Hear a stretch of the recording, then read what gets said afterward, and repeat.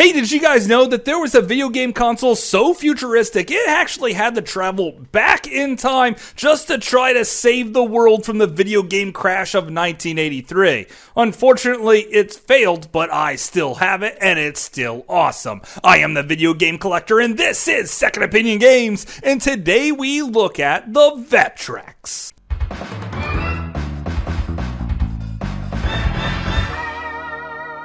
Second Opinion Games. So this is the Vectrex. It came out in 1982. And why do I think that this system was sent from the future? Well, that's because all the special features that it had. What was the first game console to have a true analog stick? Was it the Nintendo 64? Nope. Was it the Sega Saturn? Nope. It was the Vectrex. Now, most people still today report on the fact that Nintendo 64 had it, but no, the Vectrex clearly had a true analog stick long before any of these other consoles even came out. Probably because that whole time paradox of sending it through time and space, some people's brains are just unchanged, and that was kind of weird. Also, what console was the first to play in 3D? Was it the 3DS? No. Was it the Sega Master System? No again. It was the Vectrex. You could put a 3D imager on your face and then play games in true 3D. It also added color to it. Yes, I said added color because this system was in black and white, but it did have a very futuristic feature that you could do by putting colored overlays over the screen, giving you some color, which definitely wasn't super common back in 1982. I mean, people did have color TVs, but most people were still playing their Atari on black and white TVs at the time. So this was definitely something that was pulled straight from the future.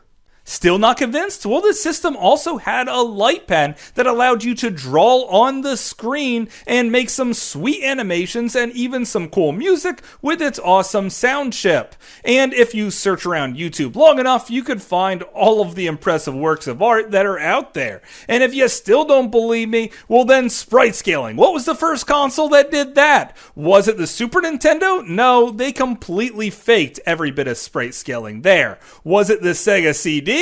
Well, no, because the Vetrix did it 10 years before the Sega CD did, because it's a time traveler. I'm trying to tell you guys this. It had tons of different features. Also, graphic-wise, this was arcade perfect from the 80s. We didn't see that again until 1999, where the Dreamcast brought arcade graphics right into our home. Before that, there was a huge gap between the arcade and the home consoles, except for what the Vectrex could do.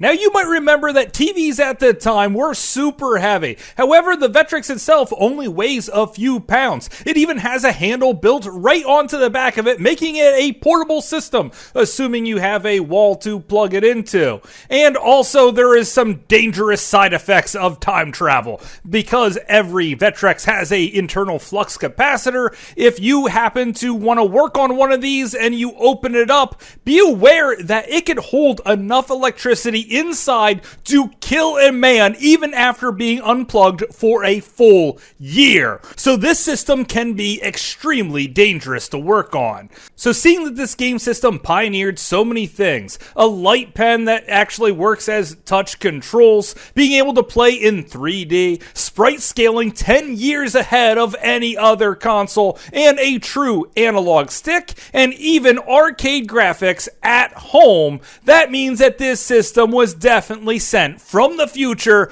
to be the best game console ever. But of course, that's just my opinion. Thanks for watching.